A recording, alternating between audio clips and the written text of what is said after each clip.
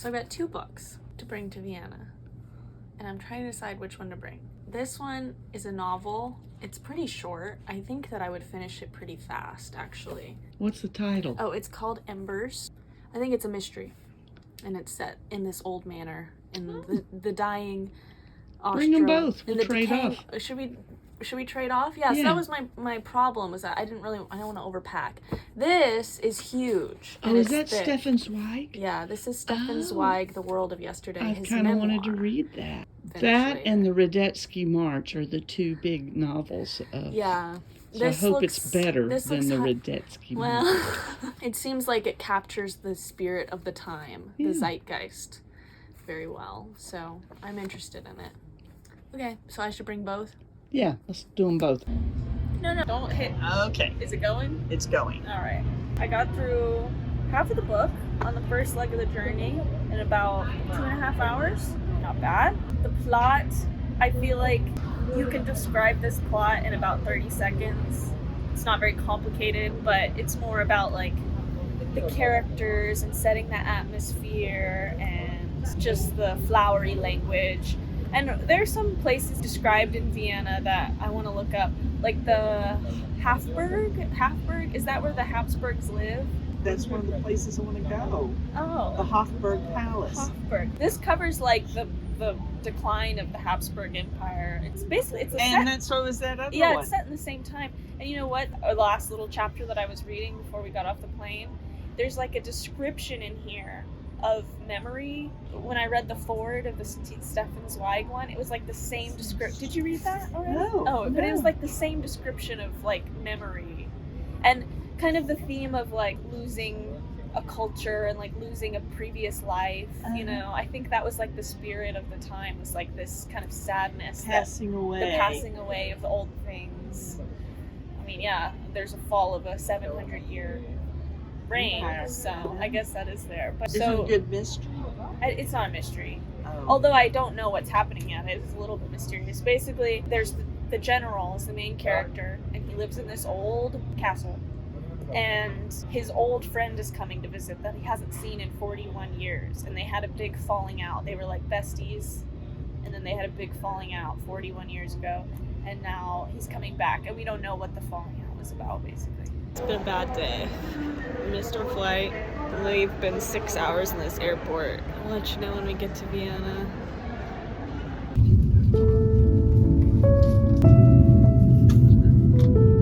Here we are. All right. Here we are. Happy. Been in this outfit for the past, I think, like 36 hours.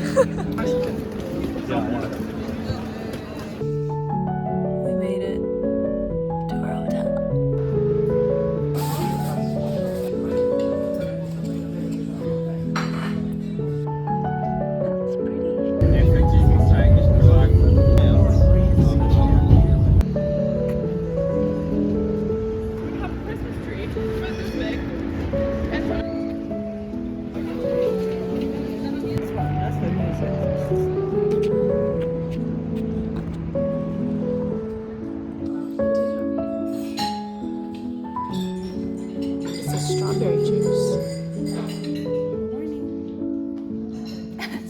Oh, that's it. You lose a lot of heat from your ears. From your head. From your head. From the top of your head. Yep. Feel warm? I feel very warm.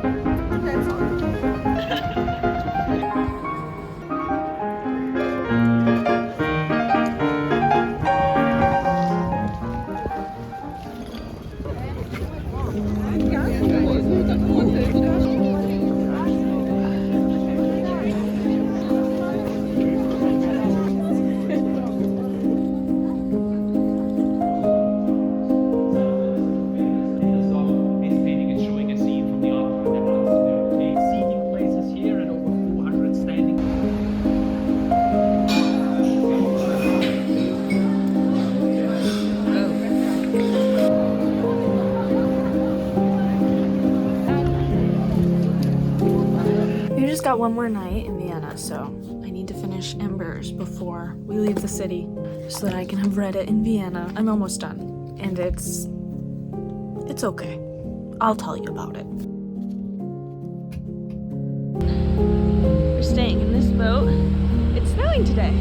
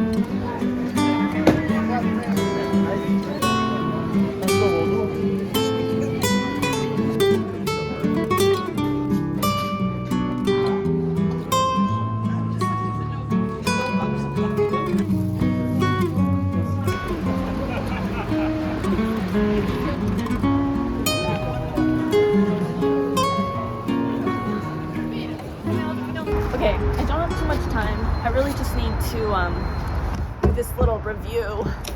So I'm on the roof of my boat in Budapest. I finished Embers in Vienna, so it counted towards whatever imaginary goal I had. But look, it's Budapest. That's fun. Okay, quick review of Embers. It was okay. It was a simple book. Sorry, I hope this audio is okay. Okay, this was a super simple book, really easy to read. It's the story of this man. He lives in Vienna. He has this bestie growing up, and then there's this big falling out. We don't know what it's about. And then 41 years later, his best friend comes back to visit and have dinner. And it's sort of the closure to this big event that's happened. Literally, they talk about how they've stayed alive because they wanted to see each other again and talk about this. So I won't tell you what it was, but there was this big falling out. We don't know why. And then that's kind of like what the whole book is leading up to. And it's basically like from this point on, it's like a monologue from the general, who's the owner of this house. I'm the owner of this house. He monologues for a lot, and he can wax on. He does be waxing on a bit. It's very flowery, beautiful language. He likes to psychoanalyze the situation. He talks about the nature of man, and he talks about, what friendship means, and he can talk for pages and pages. But it was enjoyable, somewhat interesting. He did like to say that friendship was a thing that only men can experience. He said that quite a few times, and I was like, weird. But I did enjoy the atmosphere, and I enjoyed when they were going through the story of him growing up in Vienna and being a young man there, and they talk about a lot of these places. They talk about, the fall of the Austro-Hungarian Empire, which is a big part of Vienna history, and talks about like the most famous coffee shop, the Sachet, I think it's called, Sacher. And he talks about the Spanish riders and the Lipizaners, which are their horses that do this. So he talks about some stuff which was interesting to hear about, kind of as we're there and before we got there. Just to have a little more context, to have heard about something one or two times before you actually see it in real life. Anyways, I would give it like a 3.5. I wouldn't recommend it, except if you're going to Vienna and you want to read something about Vienna. So not really a big point to this, but there is one part that I wanted to read. To give you an idea, he can talk. And it's translated from German, which I wonder if the original German made more sense, especially on this particular sentence. But you have to listen to this because this was hilarious. I read this to my mom and we cried laughing. It was you who introduced me to Christina. You knew her as a child. It was you who used to have scores copied by her father when he was an old man who could still use his crippled hands to write out music but could no longer hold a violin and bow and coax rich tones out of them, so that he had to abandon his career in the concert hall for a small-town conservatory where he taught all the unmusical, or at best, marginally musical pupils, and picked up an additional pittance by correcting and improving the compositions of gifted amateur dabblers. That was how you met him, and his daughter, who was then 17. What kind of sentence is that? That is the most extreme example of this man just rambling, but that sentence made me laugh so hard. So that's a taste of the writing. Yeah, we spent the day in Budapest today. It was lovely. And tonight we're leaving Budapest, and we get to sail through the city at night. And tomorrow we're going to Bratislava. So, still adventures ahead. I may read the other book. I may not. You'll have to find out. You'll know. You'll know whether I did or not soon.